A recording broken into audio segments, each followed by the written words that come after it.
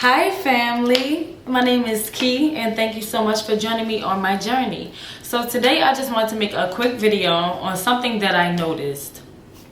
So we, myself included, date toxic people and continue that cycle of dating toxic people because when you date people who are toxic, who have issues to deal with, who need help, who need healing basically, it keeps you focused on their shit and not focused on your shit.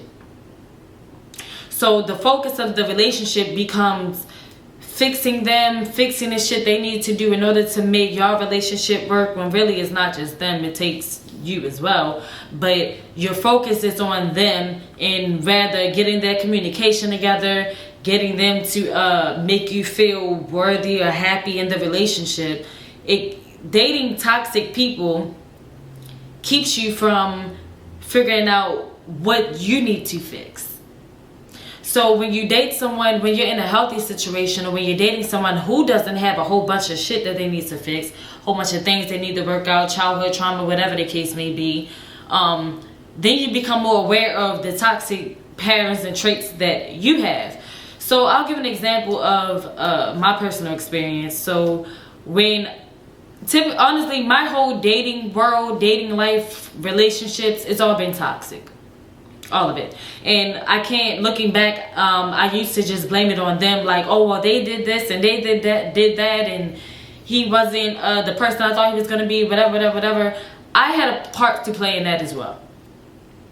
And I also realized that I picked up on certain traits of toxicity, and when I would be in healthy situations, one, I would end it because that wasn't the normal for me. That didn't feel comfortable for me. It felt more comfortable to be going through shit. Why, like, looking at this healthy motherfucker, like, why we ain't arguing? Why we not going through shit? Why do I feel like I can trust you? That felt abnormal. That felt abnormal to be able to trust somebody and believe somebody's word. It felt abnormal, therefore I would run from it because that's not what I'm used to. I'm used to not being able to trust people. I'm used to people going back on their word. I'm used to people just not treating me any type of way, but definitely not holding me in the highest regard. Because I wasn't holding myself in that highest regard. That's why I was attracting and dating dickheads and assholes and narcissists and whatever the case may be. So to me, the first step was realizing this.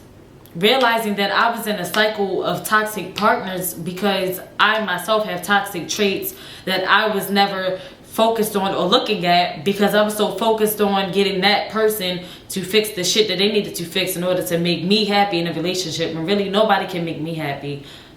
Nobody can make, unless I'm already happy. But you're not making me happy. You're adding on to my happiness. You're not making me happy. I'm not relying on you for the sole reason of my happiness. And that's why a lot of relationships, not only because of the two people involved, but it becomes toxic because you're dependent on each other for happiness. When really that happiness has to come from yourself, or you're never going to be happy. You're never going to be satisfied. And that's what I found, the issue I found with dating for myself. I'm like, no matter what the situation, I'm never fucking sad. I can have a man that's the most thoughtful, that shows me he cares, that communicates, that does all of this, but I'm still not happy. I'm still finding something for me to run away. And it's because I never took that time prior to looking at myself, like, okay, I had never been in a situation where I had the moment to not focus solely on what they need to fix, but I could focus on what I needed to fix as well. So yeah, I just want to make that short video about dating toxic people and why it actually feels good to us and normal for people who come from having childhood issues or whatever. So the first things to do to fix that is coming to terms with it and realizing it, and declaring to yourself that you're going to do things differently so that you can have that healthy love.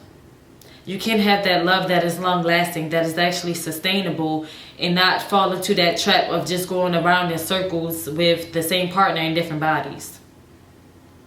So again, my name is Key, and thank you so much for joining me on my journey.